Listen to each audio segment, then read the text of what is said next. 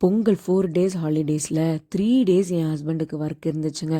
Saturday evening அப்புறம் தான் sir free ஆனதே. எப்போ பார்த்தாலும் ஏதாச்சும் சர்வரை காணும் அப்படின்னு தேடிட்டு இருப்பாங்க. எனக்குன்னா ஒரு ஹாஃப் டேக்கு மேலே வீட்டில் சும்மா இருக்கவே முடியல. ஒரு மாதிரி இரிட்டேட்டிங்காக இருந்தது. எப்பவும் ஒர்க்கு அப்படின்னு வெளியில் போயே பழக்கப்பட்டுட்டேன்னா வீட்டுக்குள்ளே சும்மா இருக்கிறதுக்கு என்னை கொண்டு முடியல.